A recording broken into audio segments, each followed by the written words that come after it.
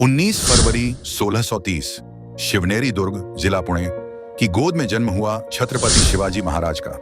मां जिजाबाई ने संकल्प लिया, मेरा पुत्र अन्याय को नहीं धर्म को मानेगा। पिता शाहजी भोसले बीजापुर सल्तनत में सेनापति थे।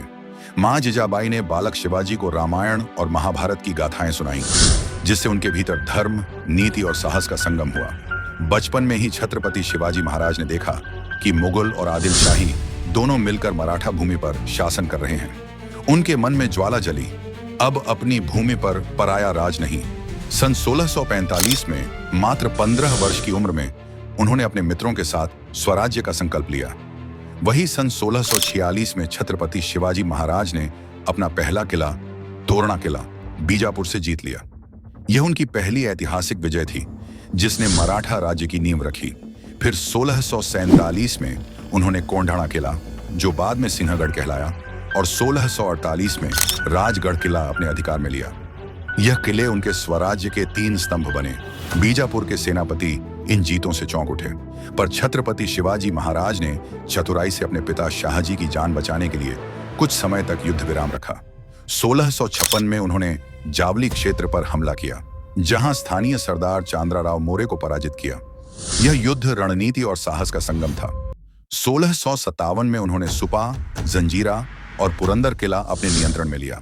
इससे पश्चिमी घाट और समुद्री क्षेत्र पर मराठा शक्ति मजबूत हुई। 1659 बीजापुर के सेनापति अफजल खान को छत्रपति शिवाजी महाराज को हराने भेजा गया, पर प्रतापगढ़ की तलहटी में हुई भिड़ंत में अफजल खान का अंत हुआ। शिवाजी ने वाघनख से उसे मार गिराया। यह उनकी सबसे प्रसिद्ध जीत थी। इस विजय ने मराठा साम्राज्य को नया सम्मान दिया। बीजापुर की शक्ति कमजोर पड़ी और मराठा सेना आत्मविश्वास से भर उठी। 1660 में बीजापुर ने सिद्दी जौहर को भेजा, जिसने पन्हाला किला घेर लिया। छत्रपति शिवाजी महाराज ने पावनखिंड में बाजी प्रभु देशपांडे के बलिदान से निकलकर विजय पाई।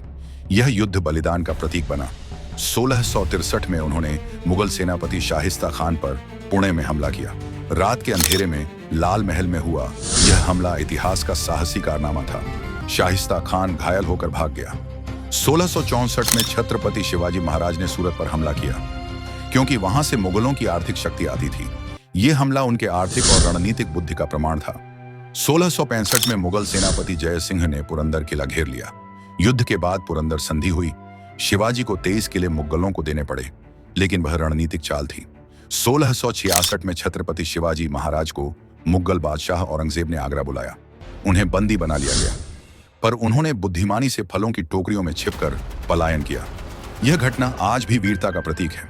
1667 से 1670 तक उन्होंने फिर से किले जीते, कान्हेर, पुरंदर, कोंढाणा और सिंहगढ़। इसमें तानाजी मालुसरे ने वीरगति पाई। गढ़ आला पण सिंह गेला। 1671 में छत्रपति शिवाजी महाराज ने कल्याण और भिवंडी के किले हासिल किए। उन्होंने पश्चिमी तट पर मराठा नौसेना का निर्माण किया और सिद्धियों व पुर्तगालियों को समुद्र से पीछे हटाया। 1674 रायगढ़ का स्वर्ण दिन। छत्रपति शिवाजी महाराज का राज्याभिषेक, राज तिलक हुआ। जय भवानी, जय शिवाजी की गूंज ने इतिहास को झकझोर दिया।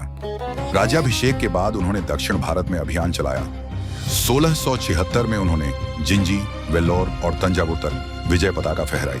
मराठा साम्राज्य समुद्र से लेकर दक्षिण तक फैल गया। छत्रपति शिवाजी महाराज ने अष्टप्रधान मंत्रिमंडल बनाया। पेशवा, अमात्य, सचिव, सेनापति, सुमंत, न्यायाधीश, सब जनता के सेवक। उन्होंने महिलाओं के सम्मान की रक्षा के कठोर कानून बनाए। कोई सैनिक किसी स्त्री को छू भी ले तो मृत्यु दंड तय था। ऐसा अनुशासन इतिहास में दुर्लभ था। 3 अप्रैल 1680 रायगढ़ किला। छत्रपति शिवाजी महाराज ने अंतिम सांस ली, पर मराठा आत्मा अमर हो गई। उनकी मृत्यु के बाद भी स्वराज्य की ज्योति बुझी नहीं। जहां उठी थी जिजाबाई की प्रार्थना, वहां जन्मा स्वराज्य का सम्मान। छत्रपति शिवाजी महाराज की गाथा रहेगी अमर। हर दिल में होगा उनका जयगान। जिनकी तलवार में चमक था धर्म का, जिनकी नीति में था न्याय का प्रकाश, वो थे छत्रपति शिवाजी महाराज।